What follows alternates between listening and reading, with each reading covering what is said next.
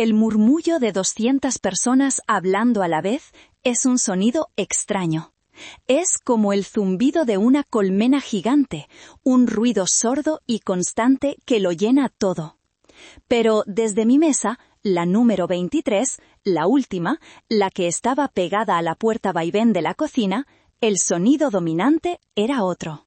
Era el estruendo de los platos al chocar, los gritos del chef dando órdenes, el siseo de algo friéndose en aceite.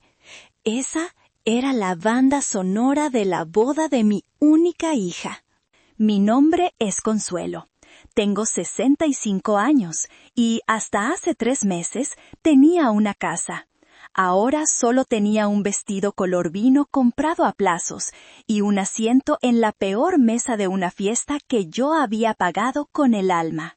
Levanté la vista hacia el escenario principal, un entarimado cubierto de rosas blancas y luces diminutas que parecían estrellas robadas del cielo. Allí estaba ella, mi Valeria. Se veía como una reina, con su vestido de diseñador que, según me había contado, costaba más de lo que yo gané en los últimos 5 años. A su lado, su flamante esposo, Rodrigo, la miraba con una devoción que me encogió el corazón. Él parecía un buen hombre, al menos eso me consolaba. Valeria levantó su copa de champán, y el zumbido de la colmena se apagó poco a poco. 200 pares de ojos se clavaron en ella. El mío también. Mi corazón, tonto y esperanzado como siempre, empezó a latir más rápido. Quizás ahora, pensé, quizás ahora se acordará de mí. Quiero agradecer a todos por estar aquí, comenzó, su voz clara y educada, la voz que le había costado una universidad privada y años de esfuerzo lejos de nuestro barrio. A mis nuevos padres, gracias por recibirme en su familia con tanto amor.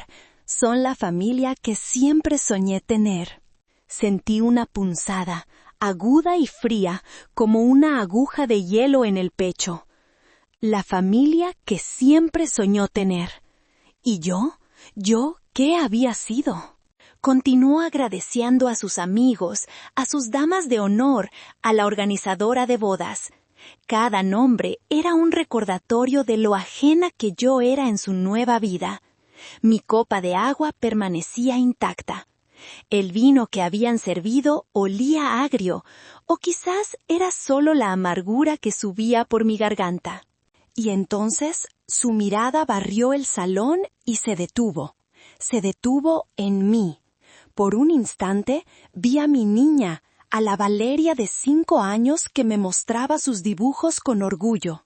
Pero el instante pasó y sus ojos se volvieron fríos, duros como el mármol. He aprendido que la familia no siempre es la de sangre, dijo, su voz subiendo un poco como para asegurarse de que yo la escuchara. La verdadera familia es la que uno elige.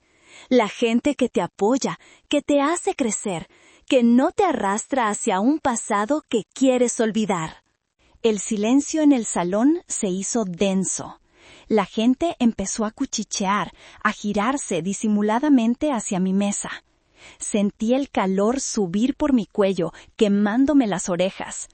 Mis manos, debajo de la mesa, se aferraron a mi propio vestido, arrugando la tela que tanto me había costado planchar. Quería encogerme, desaparecer, que el suelo de mármol pulido se abriera y me tragara entera. Y por eso, continuó, su voz ahora afilada como un cuchillo, quiero decir también que hay personas que simplemente no merecen compartir momentos así. Personas que solo traen negatividad, que representan todo aquello de lo que una ha logrado escapar. Ya no había disimulo. Todas las miradas estaban sobre mí, algunas con curiosidad, otras con lástima, otras con un morbo cruel.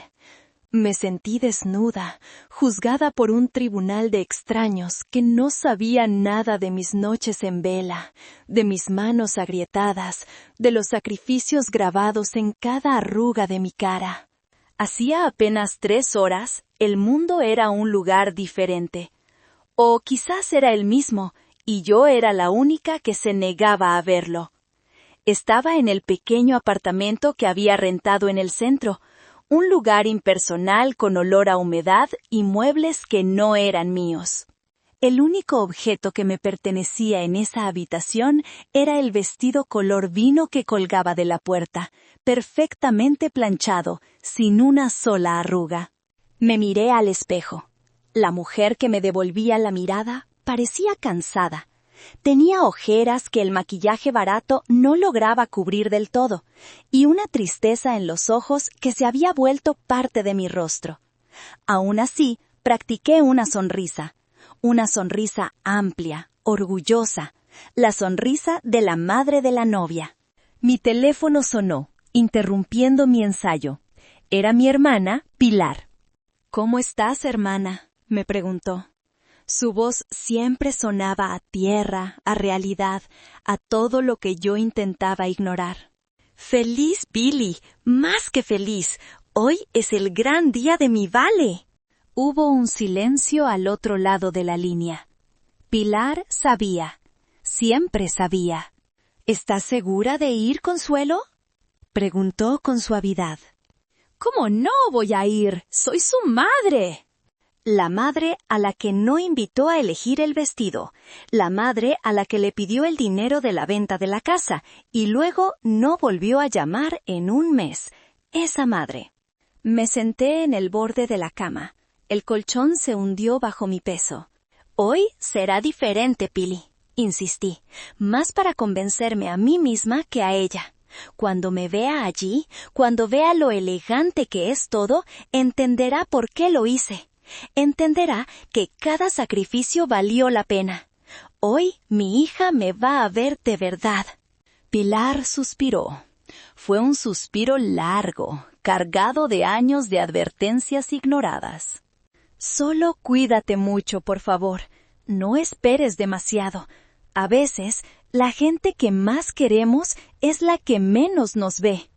Colgué el teléfono sintiendo un nudo en el estómago. Me levanté y caminé hacia la ventana. Abajo, la vida de la ciudad seguía su curso indiferente.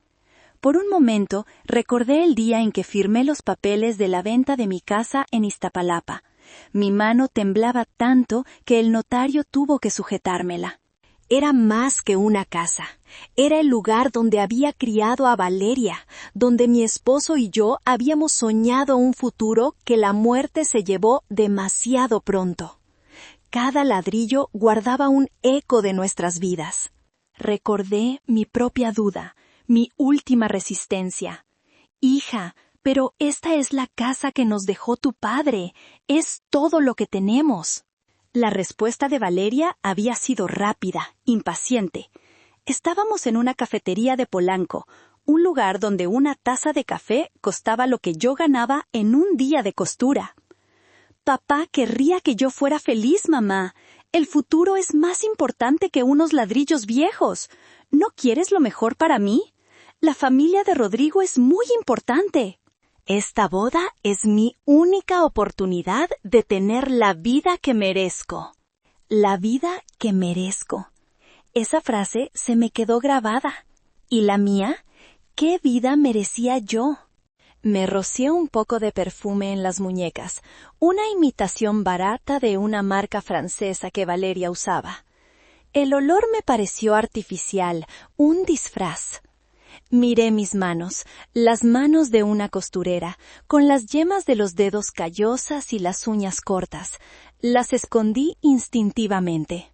Un pensamiento fugaz, venenoso, me asaltó, como si fuera una blasfemia. Claro que había valido la pena, todo por mi hija.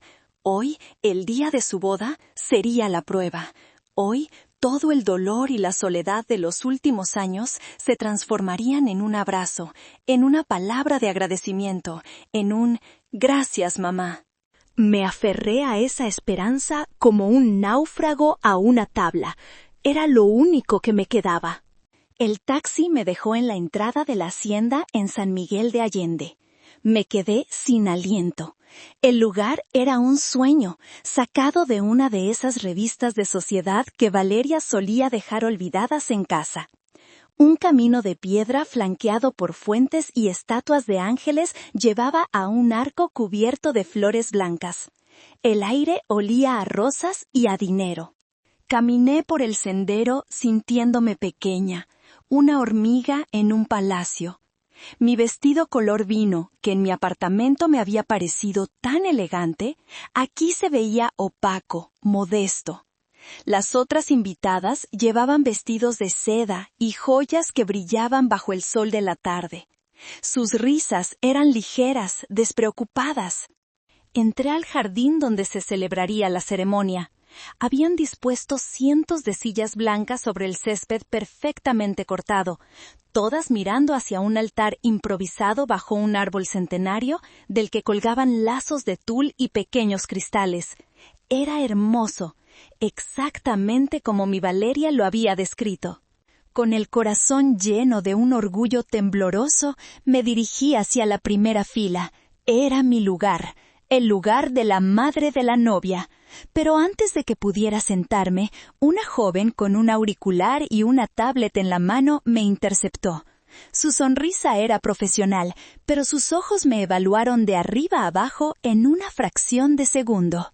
«Buenas tardes. ¿Puedo ayudarla?», dijo. «Sí, gracias. Soy la madre de la novia», respondí, mi voz sonando más alta de lo que pretendía. La joven, la coordinadora de bodas, revisó su tablet. Frunció el ceño. «¿Consuelo? ¿Ruiz?» «Sí, esa soy yo».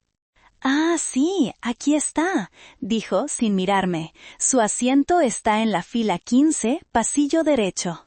Sentí como si me hubieran dado una bofetada. «¿La fila 15?» repetí, incrédula. «Debe haber un error. Yo soy su madre». «No hay ningún error, señora», respondió, su sonrisa profesional ahora teñida de impaciencia. «Los asientos de enfrente están reservados para la familia cercana y los amigos íntimos de los novios. Por favor». Me señaló con un gesto vago hacia la parte de atrás. Me quedé paralizada. «Familia cercana». ¿Qué era yo entonces? ¿Una extraña? Vi a los padres de Rodrigo llegar y ser acompañados con reverencias hasta la primera fila. Vi a un grupo de amigas de Valeria, chicas jóvenes y ruidosas con vestidos carísimos, ocupar sus lugares de honor. Gente que había entrado en la vida de mi hija mucho después que yo. Avergonzada, caminé hacia mi asiento en la fila 15. Era como caminar por el pasillo de la vergüenza. Sentía las miradas clavadas en mi nuca. Me senté entre desconocidos, sintiendo las lágrimas picar en mis ojos. Me las tragué. No iba a llorar, no iba a darle a nadie ese gusto. La ceremonia fue un borrón. Vi a mi hija caminar hacia el altar del brazo del padre de Rodrigo. Se veía hermosa, etérea. Pero cuando pasó a mi lado, su mirada se desvió como si yo fuera una parte invisible del decorado. Durante los votos, mientras hablaba de amor eterno y confianza, yo solo podía pensar en la mentira que se escondía detrás de toda esa perfección. Cuando se dieron el «sí acepto», todos aplaudieron. Yo también, pero el sonido de mis palmas se sentía hueco. Observé cómo Valeria abrazaba a su suegra, un abrazo largo, lleno de una calidez y un afecto que yo no recordaba haber recibido en años. En ese momento, una parte de mi esperanza, esa tabla a la que me aferraba, se astilló, y empecé a hundirme. En la recepción, la humillación continuó en silencio.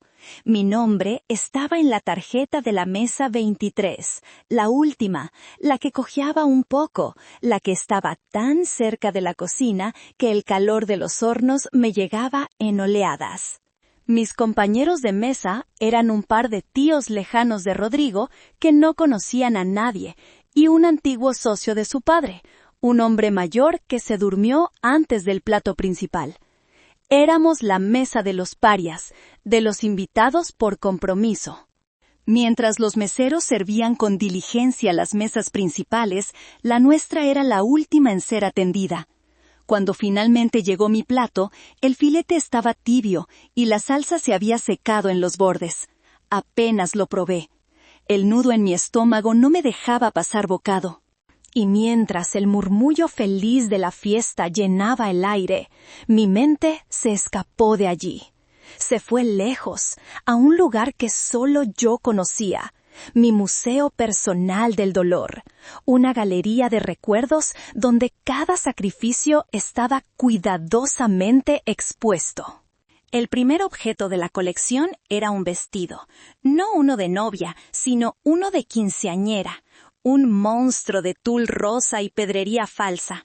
Valeria lo había visto en el escaparate de una tienda en el centro y se había obsesionado. Lloró durante una semana diciendo que su vida se acabaría, que moriría de vergüenza si no tenía ese vestido. Yo no tenía el dinero. Mi sueldo de costurera apenas nos alcanzaba para vivir, así que hice lo impensable. Vendí la caja de herramientas de mi difunto esposo, las herramientas que él había amado, las que olían a su sudor y a sus sueños. Con ese dinero compré el vestido. El día de la fiesta, Valeria estaba radiante. Nunca me dio las gracias. 2 semanas después, encontré el vestido tirado en el fondo de su armario, manchado de refresco. Caminé por los pasillos de mi memoria hasta la siguiente vitrina. Dentro no había un objeto, sino una imagen, mis propias manos. Las recordaba hace 20 años, cuando mi esposo vivía. Eran suaves. Después de su muerte, se volvieron ásperas, agrietadas. Las yemas de mis dedos se endurecieron por los pinchazos de las agujas. Eran las manos que habían trabajado día y noche, aceptando cualquier trabajo de costura, cosiendo ajeno hasta la madrugada para poder pagar la colegiatura de la preparatoria y luego de la universidad privada de Valeria. Ella odiaba mis manos. Una vez, cuando vino de visita de la universidad, intenté acariciarle la mejilla. Se apartó bruscamente. «Mamá, por favor, ponte crema», me dijo con una mueca de asco. «Tus manos raspan».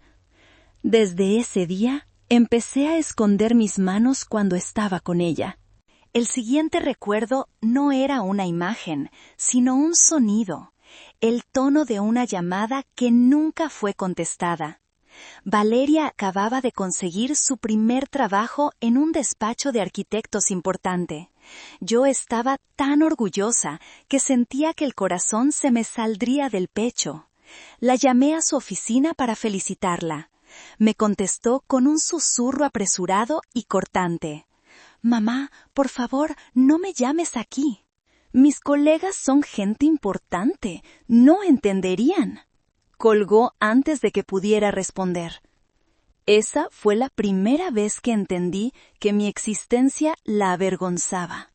Y finalmente llegué a la última sala del museo, la más dolorosa. En el centro, sobre un pedestal de terciopelo negro, había una simple llave de latón, la llave de mi casa en Iztapalapa. Recordé la conversación en esa cafetería de Polanco como si fuera ayer. La forma en que sus ojos brillaban de ambición, no de gratitud. La manera en que usó mis propios sentimientos en mi contra. «Es nuestra oportunidad, mamá. La familia de Rodrigo es de otro nivel. Si saben de dónde venimos, si ven nuestra casa, todo se acabará para mí. ¿Es eso lo que quieres?»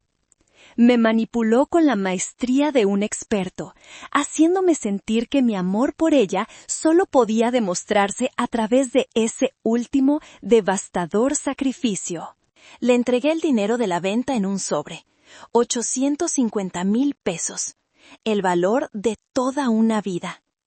Ella tomó el sobre, lo guardó en su bolso de marca sin siquiera mirar dentro, me dio un beso rápido en la mejilla y dijo: «Gracias, mamá. Sabía que entenderías». Y se fue, dejándome sola en esa cafetería carísima, con el sabor amargo del café y de la traición. Una mesera se acercó a mi mesa, la 23. ¿No le gustó el filete, señora? ¿Quiere que se lo cambie por algo más? Negué con la cabeza, incapaz de hablar. Ella se encogió de hombros y retiró mi plato casi intacto. En ese momento, en el escenario, Valeria se levantaba para dar su discurso. Y yo, saliendo de mi museo de dolor, sentí un escalofrío. Sabía, de alguna manera, que la pieza final de mi colección estaba a punto de ser expuesta. La voz de Valeria, amplificada por los altavoces, me sacó de mi trance. Y sobre todo, quiero agradecer a mis suegros, Armando y Beatriz, dijo, sonriendo a la pareja sentada en la mesa principal. Gracias por enseñarme lo que es una verdadera familia, por darme el hogar y el apoyo que siempre soñé. Cada palabra era una bofetada. El público aplaudió. Yo me quedé quieta, sintiendo cómo el hielo en mi pecho se expandía, congelando todo por dentro. Entonces vino la parte de la familia elegida, la del pasado que quieres olvidar. Y la mirada, esa mirada que me atravesó, cargada de un desprecio tan puro que me dejó sin aire. Camila, la dama de honor principal, una chica rubia con una sonrisa cruel, se inclinó y le susurró algo al oído a Valeria. Pude leer el movimiento de sus labios, una pregunta silenciosa. ¿De quién hablas? Y Valeria, mi hija, la niña a la que le había cantado canciones de cuna, le respondió en voz alta, lo suficientemente alta para que las mesas cercanas la oyeran, con una risita condescendiente. De mi mamá, está por allá, en el fondo. No entiende este mundo. Es mejor que se vaya. El mundo se detuvo. El tiempo se estiró como una liga a punto de romperse. El murmullo de la gente, el tintineo de los cubiertos, la música suave, todo se desvaneció. Solo existía esa frase flotando en el aire, envenenándolo todo. Es mejor que se vaya. Por años me había dicho a mí misma que estaba ocupada, que su nueva vida la absorbía, que su frialdad era solo distracción. Había construido un castillo de excusas para no ver la verdad, pero ya no podía esconderme. La verdad estaba allí, expuesta bajo las luces de su boda de lujo, y era fea, cruel e innegable. Mi hija no solo se avergonzaba de mí, me despreciaba. Y como si quisiera asegurarse de que el mensaje llegara sin intermediarios, sin lugar a dudas, Valeria levantó un poco más la copa, me miró directamente a los ojos a través de la distancia que nos separaba y, con una claridad terrible, articuló las palabras que pondrían fin a todo. «Mamá, ya puedes irte». No fue un grito.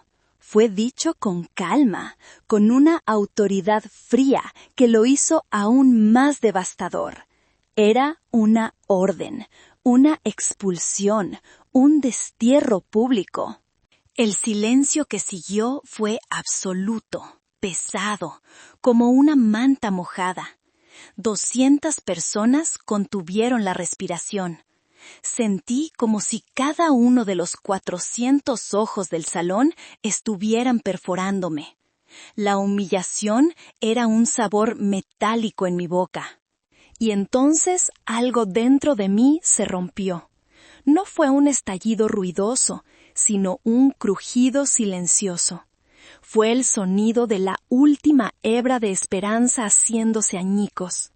El sonido de un corazón de madre que finalmente aceptaba que había dado todo su amor a un pozo sin fondo. Ya se acabó.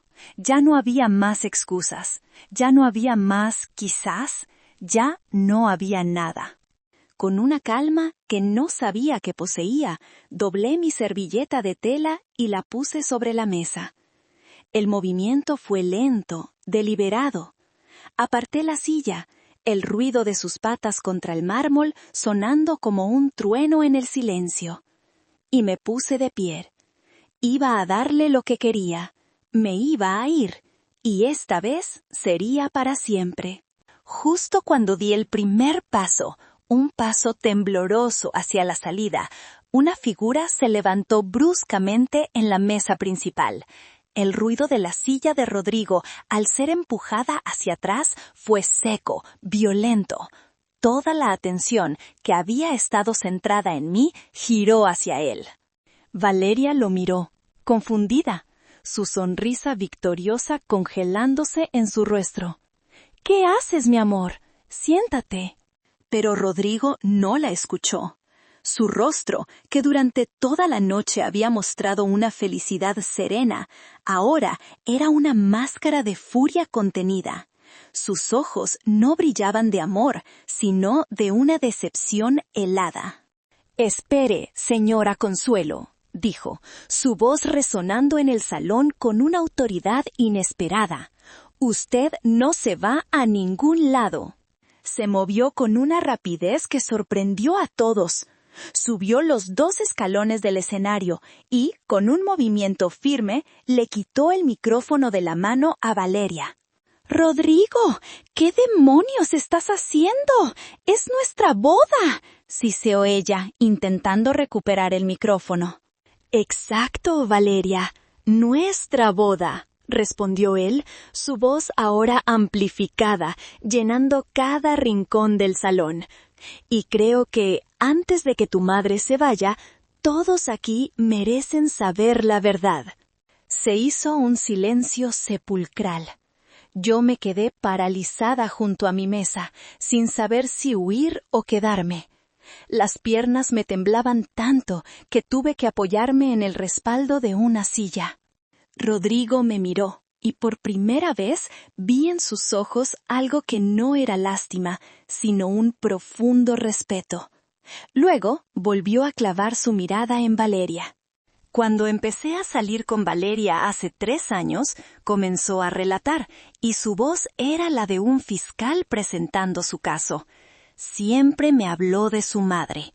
Me pintó el retrato de una mujer amargada, controladora, una víctima perpetua que intentaba sabotear su felicidad. Y yo, como un idiota, le creí. Valera intentó detenerlo, pero él la apartó con un gesto firme. Le creí porque la amaba, porque confiaba en la mujer con la que iba a casarme, pero siempre hubo algo que no encajaba. En las pocas ocasiones que vi a la señora Consuelo, no vi a la mujer tóxica que Valeria describía. Vi a una mujer con los ojos tristes y las manos de alguien que ha trabajado toda su vida. Vi cansancio, pero no amargura.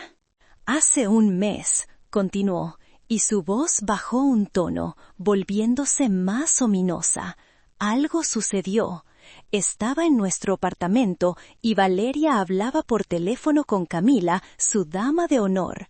Pensó que yo no estaba escuchando, y la oí decir con una risa que me heló la sangre: «Solo necesito que la vieja firme los papeles de la casa y listo. Después de la boda, jamás volveré a pisar ese barrio de mierda». Un jadeo colectivo recorrió el salón. El rostro de Valeria se tornó del color del papel. «Esa frase», dijo Rodrigo, casi escupiendo las palabras, «no me dejó dormir. ¿Qué casa? ¿Qué papeles?» Valeria siempre me había dicho que su madre vivía en un pequeño apartamento de renta y que era una carga económica para ella. Empecé a sospechar que la historia que yo conocía era solo una pequeña parte de la verdad, una parte muy conveniente para Valeria. Rodrigo hizo una pausa, dejando que el peso de sus palabras se asentara en el ambiente denso y cargado. Yo apenas podía respirar. Él sabía, de alguna manera sabía. «Decidí hacer lo que debía haber hecho hace mucho tiempo», prosiguió Rodrigo, su mirada fija en Valeria, quien ahora temblaba visiblemente. «Decidí investigar». Valeria nunca hablaba de su familia más allá de su madre, pero recordé un nombre que mencionó una vez, de pasada, con fastidio: su tía Pilar. Me costó trabajo, pero encontré su número, y la llamé. Mi corazón dio un vuelco. «¡Pilar! ¡Mi hermana!». Al principio, la señora Pilar no quiso hablar conmigo, narró Rodrigo. Me dijo, con toda la razón del mundo, que no me metiera en asuntos de familia.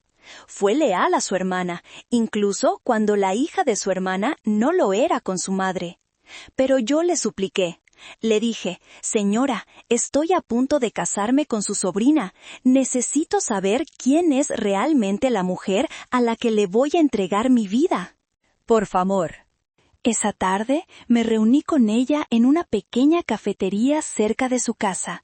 Y la señora Pilar, con el dolor de años acumulado en sus ojos, me abrió el Museo de los Horrores de Valeria. Me contó la verdad. Rodrigo se giró un poco, como si se dirigiera a toda la audiencia, a todo el mundo que había juzgado mal a la mujer de la mesa 23. Me contó que la señora Consuelo no es una mujer amargada. Es una viuda que crió a su hija sola desde que Valeria tenía 12 años. Es una costurera que trabajaba turnos de 18 horas para que a su hija nunca le faltara nada. Me enseñó fotos de sus manos, de las manos de la señora Consuelo, hinchadas y deformadas por la artritis. Las mismas manos que cosieron uniformes escolares, vestidos de fiesta y ropa ajena para poder pagar la mejor educación para Valeria. Las lágrimas empezaron a correr por mis mejillas sin que yo pudiera hacer nada. Eran lágrimas de shock, de validación, de un dolor profundo que por fin encontraba una voz. Me contó la historia del vestido de quinceañera, dijo Rodrigo, y yo jadeé. Me contó cómo la señora Consuelo tuvo que vender las herramientas de su esposo muerto, su único recuerdo físico de él, para cumplir el capricho de un adolescente. Me contó cómo, durante la universidad, Valeria empezó a avergonzarse de su madre. Cómo dejó de llevar a sus amigos a casa, cómo criticaba su ropa, su forma de hablar, su casa. La cara de Valeria era una máscara de pánico, negada con la cabeza, susurrando «no, no, no». Y entonces la señora Pilar me mostró la pieza final, la razón de mi llamada. Me mostró una copia de un contrato de compra-venta. El contrato de venta de la única casa que la señora Consuelo tenía en el mundo, su hogar en Iztapalapa. Una casa que vendió hace 3 meses por 850,000 pesos. Rodrigo hizo una pausa dramática. El silencio era tan absoluto que se podía oír el zumbido de las luces. Me contó cómo Valeria la convenció, la manipuló, diciéndole que mi familia nunca la aceptaría si supieran de dónde venía. Cómo le hizo creer que la venta de esa casa era la única llave para su felicidad futura. Y la señora Consuelo, en el acto de amor más grande y más tonto que he visto en mi vida, firmó. Le entregó el fruto del trabajo de toda su vida a su hija. Dinero que Valeria usó para pagar esta boda. Se detuvo y miró a su alrededor, a la opulencia del salón, a las flores, a la comida, a los vestidos. Y luego me miró a mí, a la mujer del vestido modesto sentada junto a la cocina. Y la verdad, terrible y desnuda, quedó expuesta para que todos la vieran. La voz de Rodrigo se volvió más sombría, cargada de un peso que parecía haber envejecido su rostro en cuestión de minutos.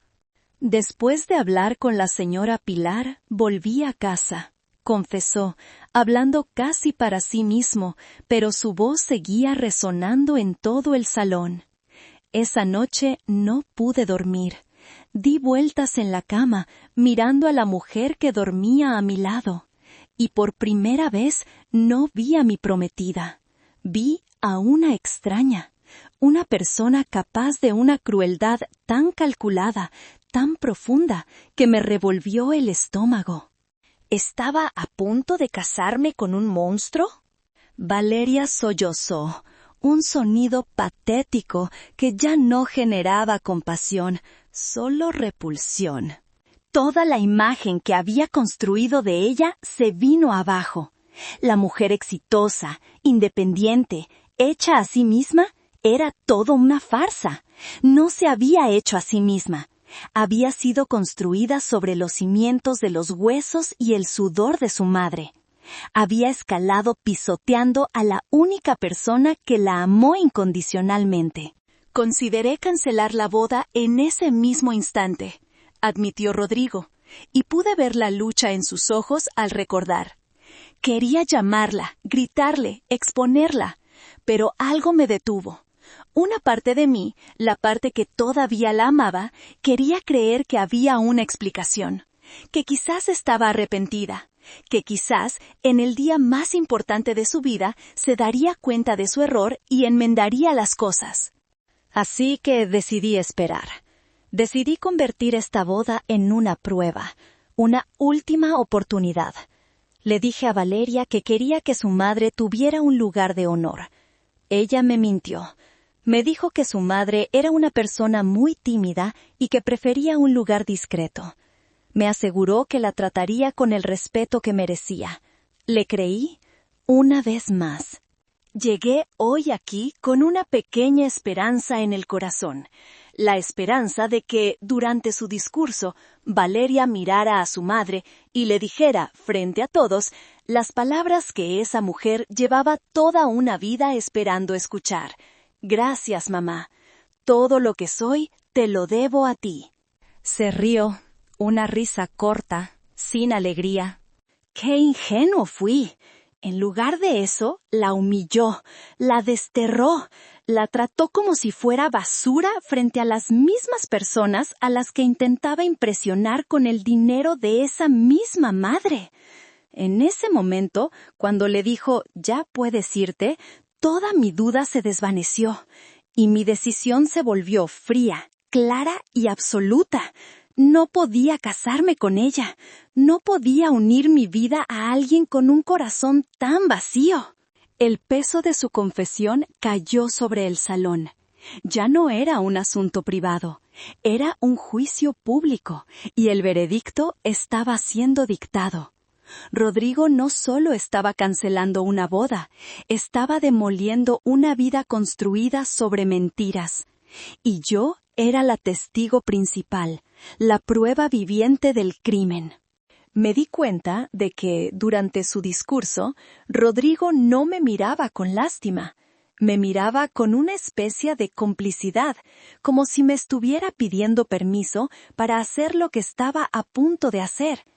Y yo, en mi silencio, se lo había dado, porque ambos sabíamos que la verdad, por dolorosa que fuera, necesitaba salir a la luz.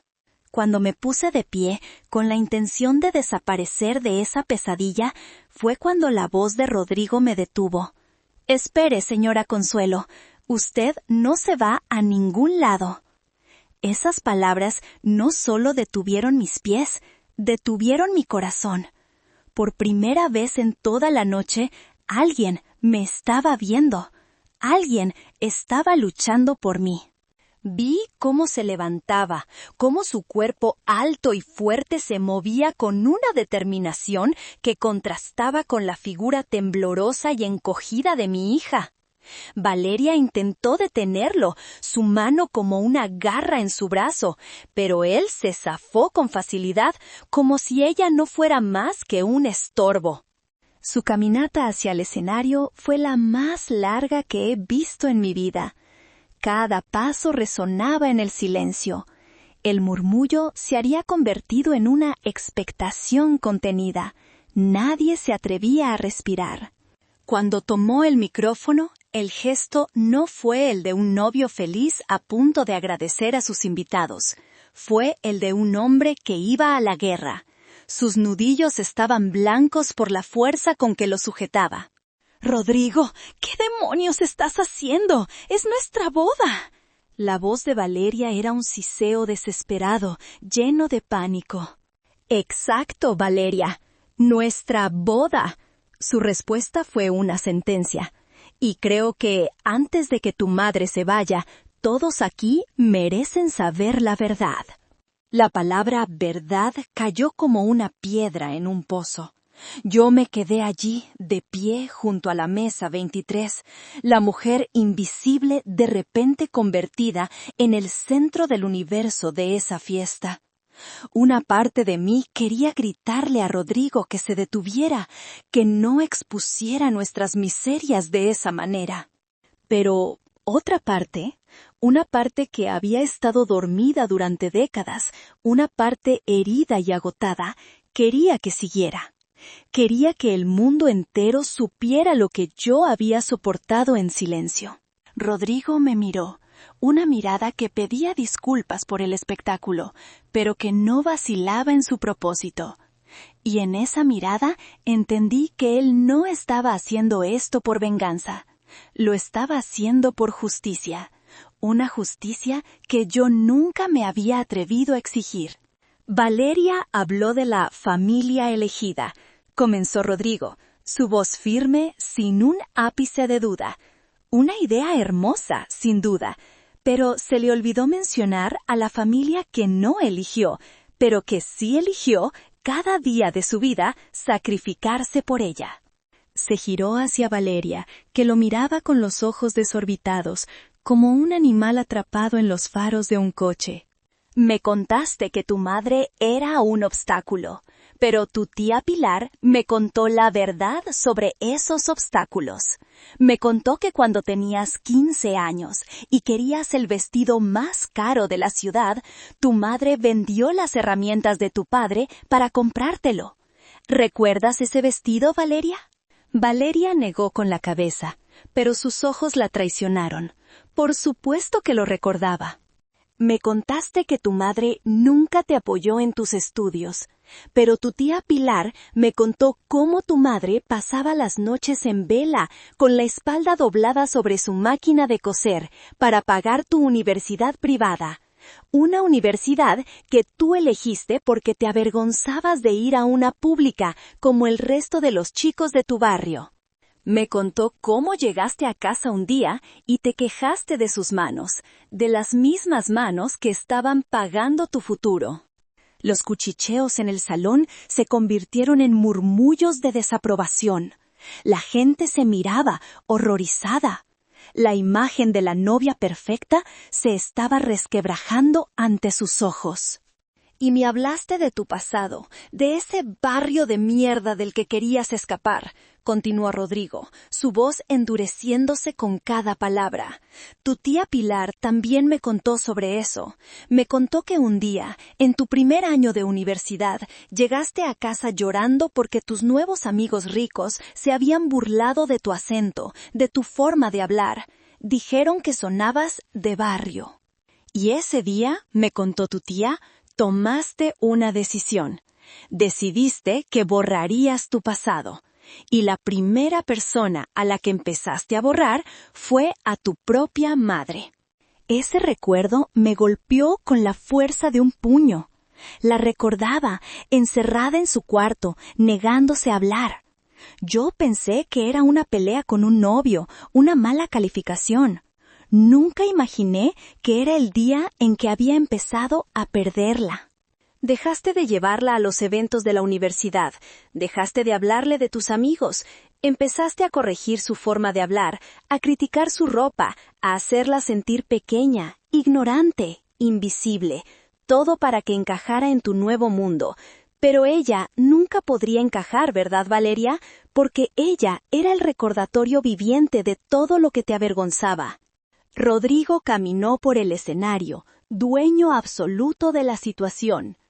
Valeria retrocedió, como si sus palabras fueran golpes físicos. La convertiste en un secreto vergonzoso, y el acto final de esa traición fue convencerla de que vendiera su casa, su único patrimonio, el único hogar que había conocido. Todo para financiar esta fantasía, esta boda. Se detuvo, miró a los invitados y luego me miró a mí.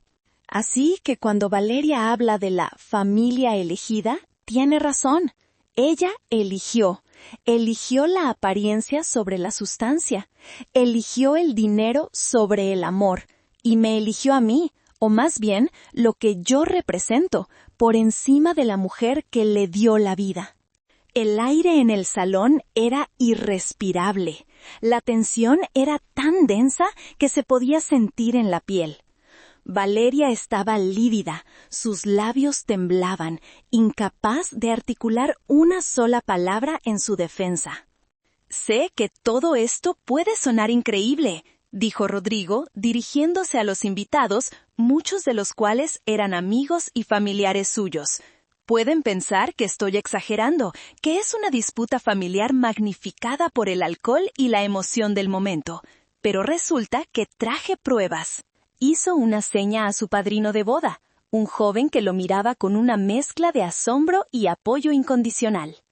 El joven asintió y se dirigió a una esquina del salón donde había una computadora portátil conectada a un gran proyector que, hasta ese momento, había estado mostrando un bucle de fotos de la feliz pareja. La pantalla parpadeó y las fotos sonrientes de Valeria y Rodrigo desaparecieron. En su lugar, apareció un documento escaneado, un documento legal, con sellos y firmas. Era un contrato de compra-venta. «Lo que están viendo en la pantalla», anunció Rodrigo, su voz resonando con una finalidad escalofriante, «es el contrato de venta de la casa de la señora Consuelo Ruiz, en la colonia San Miguel Teotongo, Iztapalapa. Mi dirección, la dirección de mi vida, expuesta para que todos la vieran. Como pueden ver, la fecha de la venta es de hace 3 meses. Y si se fijan en el precio de venta...» Rodrigo se acercó a la pantalla y señaló una cifra con el dedo, aunque no hacía falta. El número era enorme, claro y brutalmente visible. 850,000 pesos. Un jadeo ahogado se escuchó desde la mesa de los padres de Rodrigo. Su madre se llevó una mano a la boca, horrorizada. «Esta hacienda», dijo Rodrigo, haciendo un gesto amplio que abarcaba todo el lujo que nos rodeaba, las flores importadas, el banquete de 5 tiempos, la banda de jazz, el vestido de diseñador que llevas puesto, Valeria. Todo se pagó con el dinero de esa casa, el dinero que representaba el sudor, las lágrimas y el futuro de tu madre». Se acercó a la barra de bebidas, donde una elaborada torre de botellas de tequila premium estaba siendo servida. «Solo para que se hagan una idea», añadió, su voz goteando sarcasmo. «El costo de esta barra libre de tequila, que son 50,000 pesos, es más de lo que tu madre ganaba en un año entero de trabajo hace no mucho tiempo. Así que espero que todos disfruten su trago. Está pagado con las noches de insomnio y la espalda dolorida de la mujer a la que mi prometida acaba de echar de su propia fiesta». El golpe fue devastador. La evidencia era irrefutable. Ya no era su palabra contra la de ella. Era la realidad, en blanco y negro, proyectada para que el mundo la viera. La bella y exitosa Valeria no era más que una parásita, una mentirosa que había financiado su cuento de hadas con la sangre de su propia madre. La humillación que yo había sentido minutos antes no era nada comparada con la que ahora se reflejaba en el rostro desfigurado de mi hija. Con la imagen del contrato todavía brillando en la pantalla como un epitafio, Rodrigo caminó lentamente hacia la mesa principal. El silencio en el salón era total, roto únicamente por los sollozos ahogados de Valeria. Se detuvo frente a ella. Por un momento pensé que iba a consolarla, que un resto de amor podría prevalecer, pero su rostro era de piedra. Lentamente, se llevó la mano izquierda al anillo de bodas que llevaba puesto, el que yo misma le había visto colocar en el dedo de mi hija hacía apenas unas horas en el altar. Lo giró una vez, y luego, con un movimiento deliberado, se lo quitó. Sostuvo el anillo de oro entre sus dedos por un segundo, como si sopesara su valor. Luego lo dejó caer sobre la mesa. El pequeño objeto metálico produjo un sonido agudo y claro al chocar contra la copa de cristal, un sonido de finalidad, de ruptura. «No puedo construir una familia con alguien que destruya la suya», dijo, sus palabras dirigidas solo a ella, pero escuchadas por todos. «No puedo prometer amarte y honrarte cuando tú no eres capaz de honrar a la mujer que te dio la vida. Se acabó, Valeria». Se giró, dándole la espalda sin una segunda mirada. Y entonces hizo algo que nunca olvidaré. Caminó a través del salón, pasando entre las mesas de invitados atónitos, y se dirigió directamente hacia mí, hacia la mesa 23. Cuando llegó a mi lado, se inclinó ligeramente. Sus ojos, ahora, estaban llenos de una tristeza y un respeto infinitos. «Señora Consuelo», dijo, su voz ahora suave, despojada de la furia anterior. «La mujer más honorable, la más valiente y la más digna en este salón es usted. Discúlpeme por no haber visto la verdad antes. Discúlpeme por el dolor que mi familia, sin saberlo, le ha causado». Extendió su mano hacia mí. «Permítame hacer lo correcto. Permítame llevarla a casa». Y yo, la mujer que había sido invisible durante toda la noche, la mujer que había sido desterrada, tomé su mano. Su agarre era firme, cálido, y por primera vez en muchos, muchos años, no me sentí sola. En el instante en que mi mano tocó la de Rodrigo, un grito desgarrador rompió el silencio. No fue un grito de tristeza, sino de pura y absoluta desesperación. Provenía de Valeria. Toda la compostura, toda la fachada de sofisticación y control que había construido con tanto esmero, se hizo añicos, se derrumbó, literalmente. Sus rodillas cedieron y cayó al suelo, el vestido de diseñador extendiéndose a su alrededor como los pétalos de una flor moribunda. Su rostro, antes pálido de shock, ahora estaba rojo y congestionado por el llanto. El maquillaje perfecto se corría por sus mejillas en ríos negros. Ya no era la reina de la fiesta, era una niña perdida en medio de las ruinas de su propio castillo de mentiras. «¡No!», gritó, su voz rota. «Rodrigo, no, no puedes hacerme esto». Pero Rodrigo no se giró. Siguió sosteniendo mi mano, como un ancla en medio de la tormenta. Desesperada, Valeria empezó a moverse, a arrastrarse por el suelo de mármol. Ignorando las miradas horrorizadas de los invitados, gateó torpemente, el costoso vestido enredándose en sus piernas, hasta que llegó a donde yo estaba. Se aferró a la falda de mi vestido con ambas manos. Su agarre era el de una persona que se ahoga. «¡Mamá!», sollozó, su cara levantada hacia la mía, una máscara de miseria.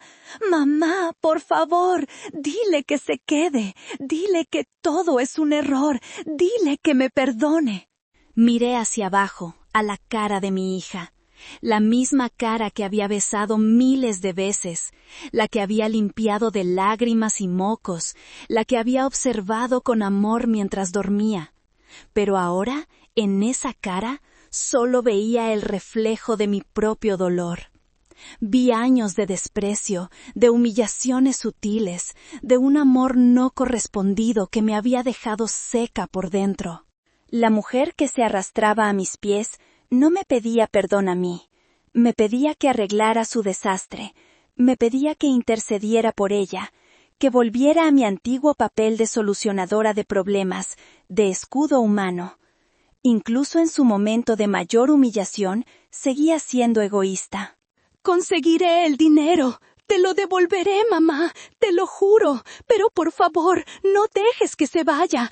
Lo amo», suplicó, sus palabras ahogadas por los sollozos.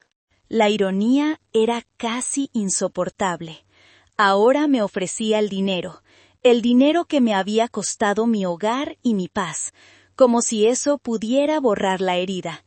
No entendía, o no quería entender, que el dinero nunca había sido el problema. El problema era la falta de amor, la falta de respeto, la falta de humanidad. Me quedé en silencio, mirándola. El salón entero nos observaba, un teatro de la crueldad en vivo y en directo.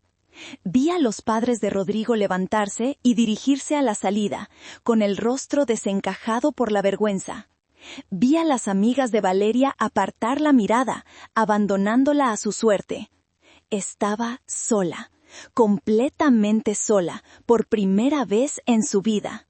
Y en mi corazón, donde debería haber habido compasión, o quizás incluso un poco de satisfacción, solo había un vasto y desolado vacío. El amor que había sentido por ella, un océano inmenso, se había secado, dejando solo un desierto de sal y polvo. Con una calma que me sorprendió a mí misma, me agaché. No para abrazarla, no para consolarla. Con mi mano libre, la que no sostenía a Rodrigo, despegué sus dedos de mi vestido, uno por uno.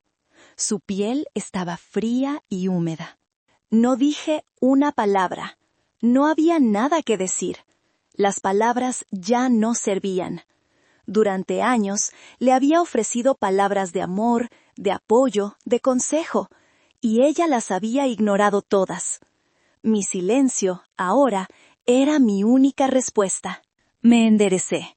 Rodrigo apretó mi mano suavemente, un gesto de apoyo silencioso, y juntos empezamos a caminar hacia la salida.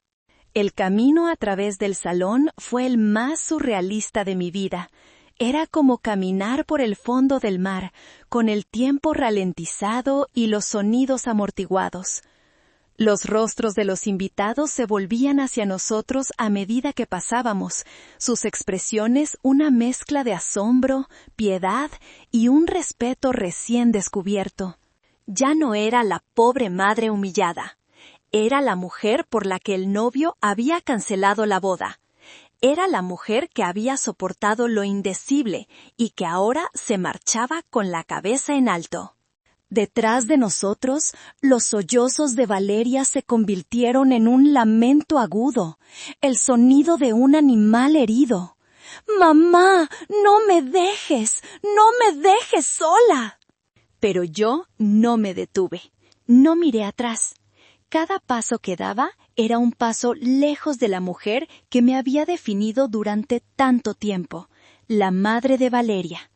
Y cada paso era un paso hacia una nueva persona, una que aún no conocía, Consuelo.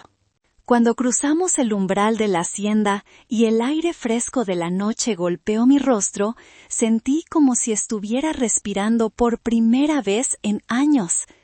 El cielo estaba lleno de estrellas, las mismas estrellas que habían estado allí siempre, pero que yo había estado demasiado ocupada mirando hacia abajo para ver.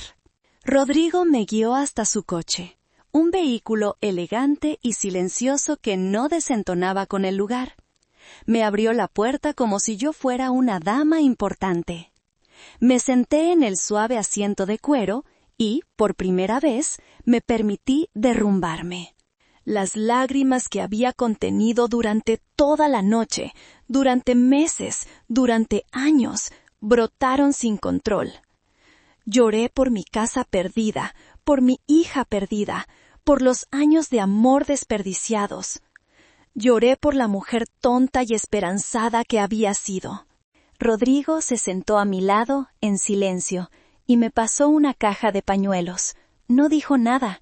No intentó consolarme con palabras vacías. Simplemente se quedó allí, presente, permitiéndome sacar todo el dolor. Y ese silencio respetuoso fue el regalo más grande que nadie me había dado en mucho tiempo. Mientras el coche se alejaba de la hacienda, dejando atrás las luces parpadeantes y el eco de una vida que se había hecho añicos, no me sentí como una víctima. Me sentí como un ave fénix, vieja y cansada, que acababa de arder en el fuego de la peor humillación posible. Y aunque todavía no lo sabía, estaba a punto de resurgir de mis propias cenizas. Pasé la siguiente semana en casa de mi hermana Pilar. Fue una semana de silencios, de tazas de té de manzanilla y de llantos ahogados en mitad de la noche. Pilar no me hizo preguntas.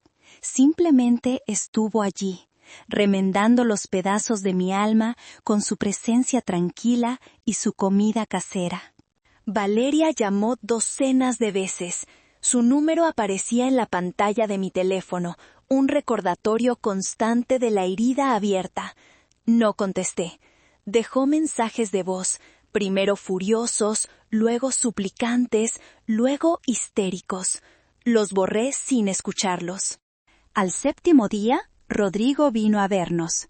Se sentó en la modesta sala de Pilar, pareciendo fuera de lugar con su ropa cara, pero con una humildad en los ojos que lo hacía pertenecer. «Señora Consuelo», dijo, su voz baja, «solo quería que supiera que todo está cancelado, oficialmente, y quería disculparme de nuevo». «Tú no tienes por qué disculparte, hijo», le respondí, y la palabra hijo salió de mis labios con una naturalidad que me sorprendió. «Tú me defendiste, me devolviste la dignidad». Él negó con la cabeza. «Debí haber visto la verdad mucho antes. Estuve ciego». Hubo un momento de silencio, y luego metió la mano en el bolsillo de su chaqueta y sacó algo. Un pequeño juego de llaves. Las dejó sobre la mesa de centro. Reconocí una de ellas al instante. Era la llave de la puerta de mi casa, la que yo misma le había entregado al agente inmobiliario. «¿Qué es esto?», pregunté, mi voz un susurro. «Hablé con el hombre que compró su casa», explicó Rodrigo. «Resultó ser un inversor que planeaba remodelarla y venderla más cara. Le expliqué la situación. Al principio no quiso escuchar, pero le hice una oferta que no pudo rechazar. Usé mis ahorros, el dinero que tenía para la luna de miel y para la entrada de nuestra futura casa. La compré de nuevo». Me quedé mirándolo, sin poder creer lo que oía. «No, no puedo aceptarlo», dije, aunque mi corazón latía con una esperanza dolorosa. «No se la estoy regalando, señora Consuelo», dijo él con firmeza, como si hubiera leído mi mente y mi orgullo. «Sé lo que su orgullo significa para usted. Quiero proponerle algo diferente. Tómelo como un préstamo, sin intereses, sin prisas. Págamelo cuando pueda. O, mejor aún», añadió, inclinándose hacia adelante, sus ojos brillando con una idea repentina. «Considéreme su primer socio. Su primer inversor. Usted tiene manos de oro. Convierta esa casa en un pequeño taller de costura. Enseña a otras mujeres. Cree algo suyo. Demuestre que nunca es tarde para empezar de nuevo. Su talento no merece ser desperdiciado». Miré las llaves sobre la mesa. No eran solo un pedazo de metal. Eran una posibilidad. Eran un futuro que no había me atrevido a imaginar. Rodrigo no me estaba ofreciendo caridad, me estaba ofreciendo una oportunidad. Me estaba ofreciendo el respeto que mi propia hija me había negado. Estaba invirtiendo en mí, no por lástima, sino porque veía un valor en mí que yo misma había olvidado. Esa tarde volví a Iztapalapa. Volví a mi calle, a mi barrio, a mi vida. Cuando metí la llave en la cerradura y la puerta se abrió con un chirrido familiar, sentí que volvía a nacer. La casa estaba vacía, despojada de mis muebles, de mis recuerdos. Pero no importaba. Las paredes seguían allí, impregnadas de la memoria de mi esposo, de la infancia de mi hija, de mi propia historia.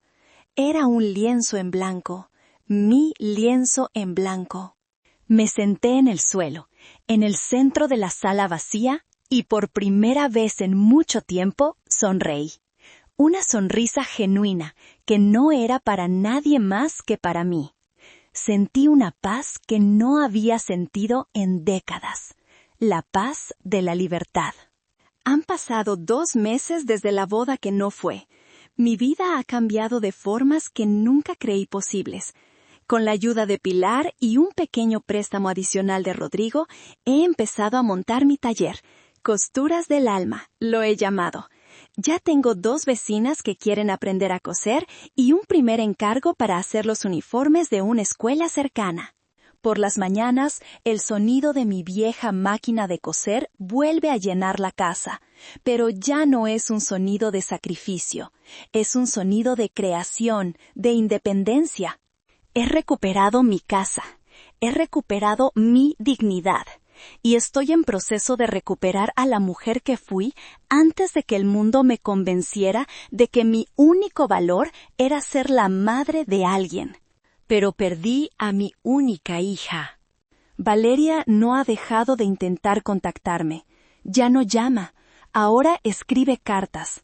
Largas cartas escritas a mano, con la caligrafía perfecta que le enseñé.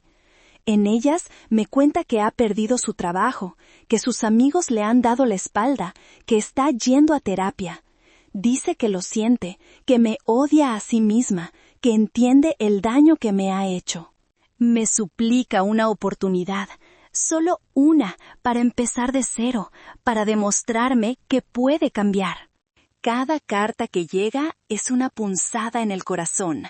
Una parte de mí, la madre, quiere correr a abrazarla y decirle que todo está bien.